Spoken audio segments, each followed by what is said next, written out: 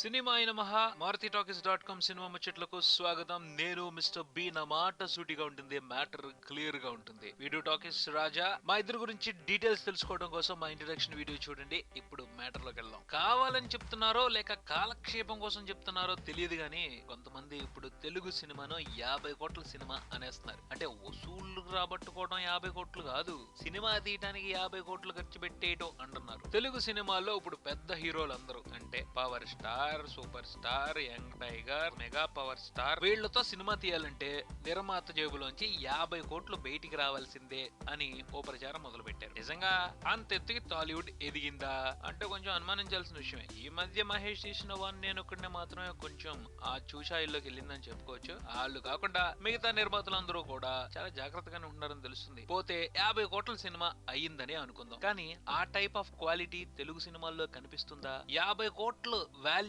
ఉన్న రిచ్నెస్ కానీ technical support కానీ తెలుగు సినిమాల్లో కనిపిస్తుందా అంటే లేదని చెప్పాలి. రెమ్యునరేషన్ పరంగానే చాలా వరకు అయిపోతుంది. దాన్ని కూడా బడ్జెట్ లోనే కలిపేస్తున్నారు. ఇంత తీసేసుకుని అంత తీసేసుకుని ఈ సినిమా 50 కోట్లయింది 60 కోట్లయింది అని చెప్పుకోవడంలో ఎంతవరకు కరెక్ట్ అంటారు? బాలీవుడ్ లో కూడా చాలా మంది పెద్ద హీరోలు 30-40 కోట్లలోనే అద్భుతమైన అవుట్పుట్ తో మంచి క్వాలిటీతో సినిమాలు తీస్తున్నారు. దానికి తగ్గట్టు వాళ్ళు రెవెన్యూ జనరేట్ చేసుకుంటున్నారు, దర్జాగా తీసుకుంటున్నారు. తెలుగు సినిమాకి అంత రేంజ్ ఉందా? బాలీవుడ్ లో ఫ్లాప్ సినిమాలు కూడా 100 కోట్లు కలెక్ట్ చేస్తున్నాయి. సల్మాన్ ఖాన్ జై హో 100 కోట్ల పైన కలెక్ట్ చేసింది, కానీ ఫ్లాప్ అంటున్నారు. తెలుగు సినిమాల పరిస్థితి ఏంటి? 60 కోట్లు పెట్టి వన్ నేనుకుండా తీశారు అంటున్నారు, 30 కోట్లు కూడా సినిమా చేయలేదు. అంటే నిర్మాత ఎంత నష్టపోయినట్టు. ఊరికి చెప్పుకోవటం కాదు 50 కోట్ల సినిమా అని, 50 కోట్ల నాణ్యత సినిమాల్లో కనిపించాలి అని మాత్రమే ఇక్కడ అభిప్రాయం. రెమ్యునరేషన్ లో 20 కోట్లు 30 కోట్లు తీసుకోవడం కాదు, 50 కోట్ల క్వాలిటీ సినిమాల్లో కనిపించాలి, ఆ రిచ్నెస్ కనిపించాలి, ఆ క్వాలిటీ కనిపించాలి, ఆ దమ్ము కనిపించాలి. అప్పుడు తెలుగు సినిమాని 50 కోట్ల సినిమా అనాలి. అప్పటి వరకు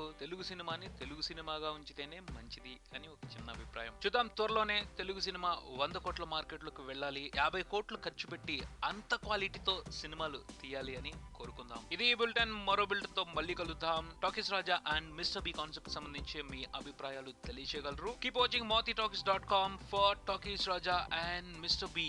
థ్యాంక్ యూ.